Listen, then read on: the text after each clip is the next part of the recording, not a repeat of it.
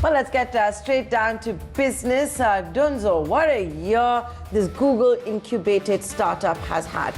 In 2020, rose to the challenge of the lockdown, and it expanded its hyper-local delivery business. Now it has raised another $40 million. And joining me is the co-founder, Kabeer Biswas. Kabeer, it's always a pleasure talking to you. Thanks so much for joining us on this edition of the Startup Central. My first question to you, one more fundraise. What's the significance of this fundraise? What do you plan to do with all of the capital? Thank you so much for the wishes. Honestly, we don't think about fundraisers as a part of being able to go ahead and keep building what we want to build. So we don't necessarily celebrate them as much. But honestly, yes, I think last year's been good for business overall. And I think what this allows us to do is to be able to take the playbook that we have been able to create regarding what is it that users want to be able to transact locally, what ends up retaining customers, and how can we go about doing this profitably and meaningfully. I think this fundraiser is basically like for the lack of a better word, a hee-haw to say, okay, that profitability playbook is working. And I think that I think has been the cornerstone of being able to build this business out. And I think all of our new incoming investors and all of our existing investors are just really glad about the fact that we are able to go build this while going ahead and making sure that we're not just going ahead and spending the money for growth, but doing it in a very meaningful fashion, which makes sure that we're able to turn geographies and cities profitable really quickly.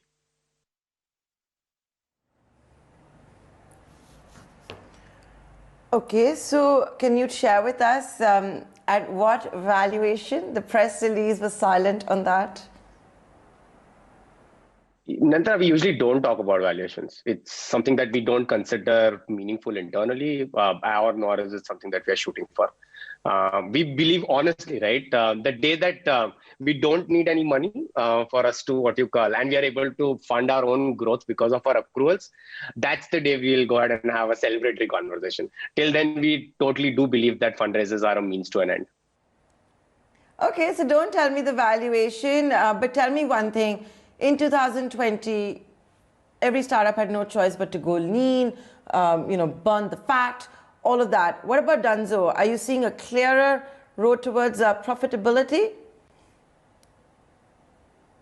Yes. So I think we got out to more geographies in the same time period. We also went ahead and worked with a significantly larger set of merchants, much bigger set of consumers. And I think for us, the fact that our biggest city is nearly EBITDA profitable, and our second biggest city is close to being CM2 profitable, those are really proof of the pudding working for us. And that's really been very, very interesting to see as to how. And I remember at some point of time in 2018-19, we were trying to figure out, while we were expanding a lot more into geographies than our mature geographies were generating revenue and profits. Today, there are more geographies that end up generating revenue and profits than the new ones that we're expanding into. So what we are able to do is we are able to grow the overall business while keeping the overall burn static. But the cities turning profitable at scale is something that's amazing to see. And that's really where this model is now starting to work.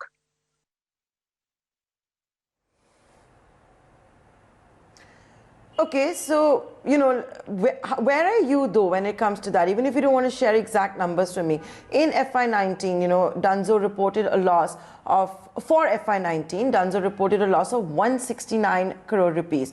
At the same time, you've got a market which is crowded now by the likes of Amazon, Swiggy, Zomato, Grofers, JioMart. You have to take on competition as well. You have to continue, I would imagine, investing to just protect your market share and grow it. What's the state of the balance sheet? So when we had actually reported those losses, those were very planned in terms of what we wanted to actually do with expansion and our overall growth for the platform. I remember what you call talking about it then also. It's basically the first 1.5 years of a business, right? Where you need to be able to invest into geographies, into consumers, into partners, into merchants. And those, after the 18-month period, then start going ahead and generating revenue. And so as an overall business, yes, I think all the things that we had planned for, um, I think a good 75% of that's actually worked. The 25% has not worked, and those are learnings. And we hope to go ahead and make sure the percentage reduces as we go forward. But that working is really what is now starting to really show up on the leverage on the balance sheet. So yeah, definitely the business is in a significantly better place where those investments that we made are now starting to generate returns.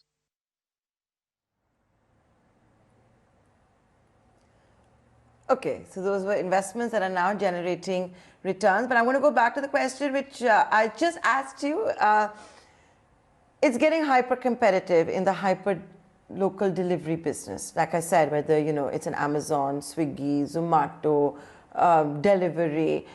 You've got so many of them now, Geo. How are you going to protect your market share and grow your market share?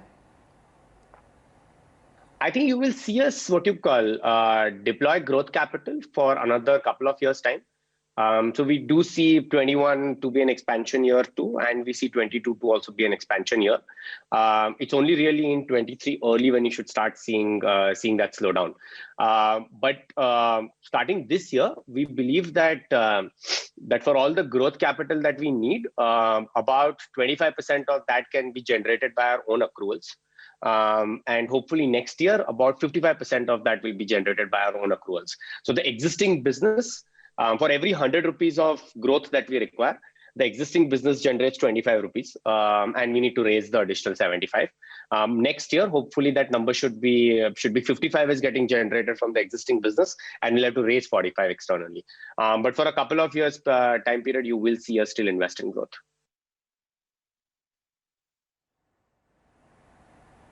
So you're continuing to invest in growth. You've raised another, you just concluded another fundraising round.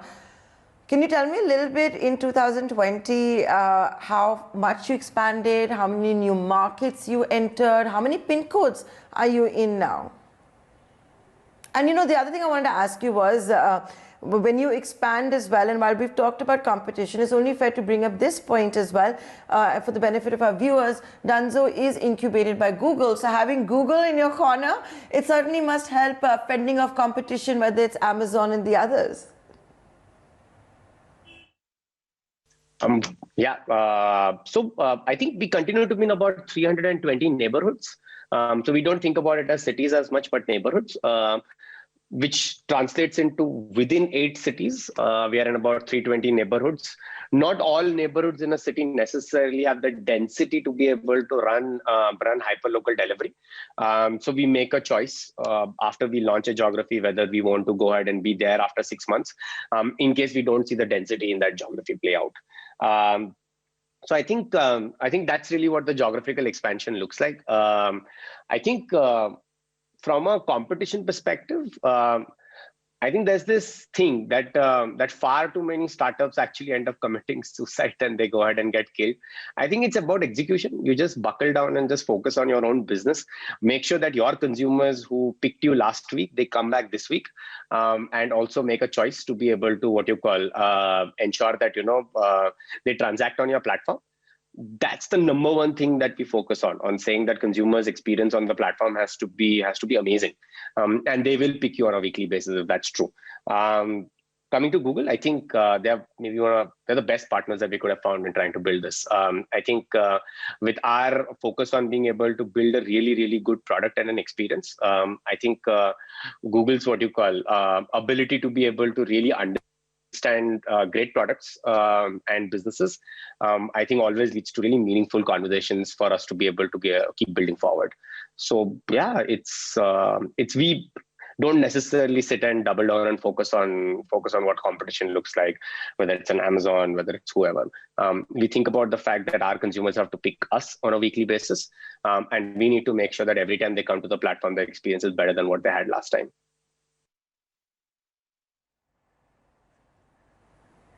Okay, so you've improved experiences, you've just done all that you've told me. Now tell me for 2021, we're in the first month of a brand new year. What can we expect from Dunzo in 2021? What are your priority areas? I think a lot of our growth till date has come from early adopter and innovator audiences who want to use Dunzo for a form of convenience, and we have basically gone ahead and replaced what they would do as their local chores or local what you call transactions and become their primary means to go ahead and transact locally. As we are now starting to acquire more consumers in the middle of the belly, right? This is like a majority of customers in terms of count. What we are realizing is that their need of their neighborhoods and of their surroundings is actually slightly different than people who are really early adopters, etc.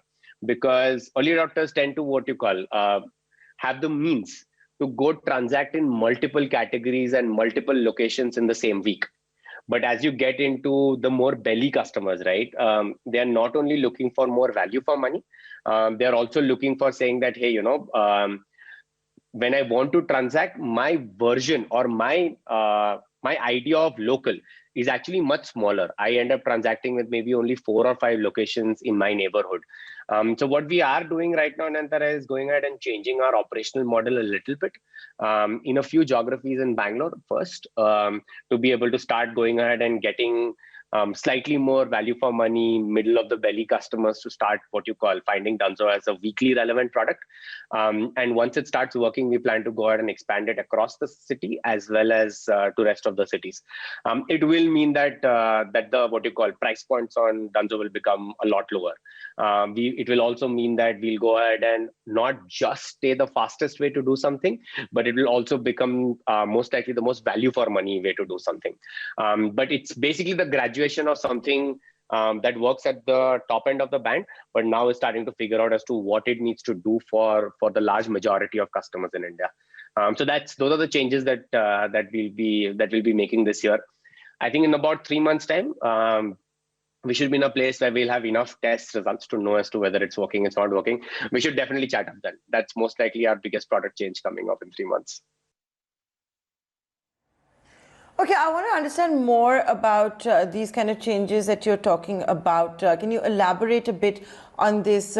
You're saying how there will be new SKUs, value for money as opposed to the fastest delivery. I mean, what does that mean? Are you going further lower in the value chain, or are you looking at premiumization? What? Can you elaborate? No, actually, it's commoditization. It's the so let's take suppose there are 100 users on the internet, right? The top 15 users are basically customers for everybody, right? Because they are really early adopter customers. They understand. They want to go ahead and make sure that their life is a lot more convenient, right? Then comes early majority, which is another 35% of users. Then there is a late majority of 35% users, and then there are laggards of another 15% of users. This middle, the first 35, right, which is the early majority, those set of users are not necessarily transacting on the internet because of convenience. They most likely transact on the internet because of access or for value for money. Those are the two things that they look for when they are trying to transact on internet platforms. What that means is, what's a good example, right? Let's take somebody who works in your office and is suppose what you call in the middle of the band in their pay range, right? They most likely, when they are going ahead and spending their disposable income on a weekly basis, they are not spending on multiple categories. So they are not buying electronics every week. They are not going ahead and buying lifestyle goods every week. They are most likely buying just grocery every week, and maybe one other category of medicines, etc. What they also prefer is they want to go ahead and make sure that that their local kirana transactions are the one that they want to go ahead and digitize. They're not necessarily shopping at the most marquee grocery stores in the country. And so what that means is we are having to figure out what our operational model is going to be for these set of customers who most likely only shop for a very set number of SKUs. And these SKUs are available within like a 2 kilometer radius of them. We need to figure out an operational model that for these set of customers, we are able to deliver for free within 45 minutes time, and for maybe a 250 rupee average order value. And so I think they're just figuring out exactly what they want to buy, and so their preference of buying is slightly different. The kind of SKUs that they buy are slightly different. They end up buying smaller SKUs than at the top end of the band, where people end up buying bigger SKUs, because their monthly budget in terms of spends on platforms like ours is fairly static. They're like, I want to be able to spend this much money. So I think that's really what will make a change happen in 2021. So you're going into commoditization, you're going down the value chain, you're going to have sizes there for SKUs that, the mass market, if I can put it politely, wants to buy. So, is this what we are now going to see in the digital world comparable to what we saw in the 90s and early 2000s, when Coca-Cola and Pepsi, for example, came out with those small bottles for 5 rupees. You saw sachet commerce. Remember those shampoos coming out with those sachets? Everything was going smaller. Is this equivalent to that in 2021 for the digital world? Kind of, right? I think what we realize, and I think it's something that we are learning right now, is that India is a really big market. But at the sharp end of the band, where people are only willing to go ahead and transact for convenience, is not really that big also, right? And what happens is that the value for money market tends to show up really quickly when you start penetrating geographies. And so I think we have reached that point where we need to start what you call catering our product to the value for money market. And so I think that's really the change that we are going through, where the kind of SKUs that are on the platform will be of a smaller size, right? The difference literally being that today, most outlets on Dunzo today sell 1 kg chicken, for example, right? The meat stores on the platform, because that's what we saw demand for. But the middle of the belly customers usually want half a kg or 250 grams. And that was an SKU that didn't exist on the platform. So we are having to make that change in terms of saying that that's really what they want. So we need to literally go ahead and change those SKUs around to go ahead and cater to their requirement. So it's a three-sided change. It will mean product changes, it means operational changes, and it will go ahead and mean as to how do we deploy growth capital. All of those will change. But think of it basically as terms of saying that, hey, there are these innovator customers or really early adopters. For a second, assume that they are postpaid customers in the country. They end up using platforms from a convenience perspective. But as soon as you start getting into what you call slightly deeper penetration in most neighborhoods, you realize that consumers are a lot more value for money.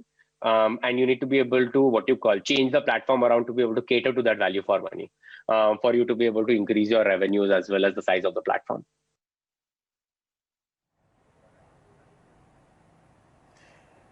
I see that you have not mentioned the word IPO in your priorities for the new year. You're seeing a slew of IPOs, this buzz that's also there in the pre-IPO market. Anything from Dunzo on that front? I think we're small for an IPO right now. I think we'll need a couple of years before we can start talking about it. The goal is to be able to do it, right? That's the number one reason that I really, really do what I do. And the leadership team is also like, we need to be able to get there. But I think we are a couple of years out to be able to even start talking about it. I think when we talk about it, we'll be upfront and we'll say that, hey, this will happen in the next 6 months' time. But right now, just too early. Chalo, we'll wait till then. And, here's wishing you a big year. You're planning to obviously have lots of big changes on the app, and look forward to more interviews. Kabeer, all the very best and a happy new year to everyone at Dunzo. With that, we're going to take a short commercial break, but a lot lined up on the other side. January is turning out to be an action-packed month. Lots of announcements coming in for new funds. There's a new one coming in from Fireside Ventures. We'll touch base with the managing partner, Kanwaljit Singh, on the other side.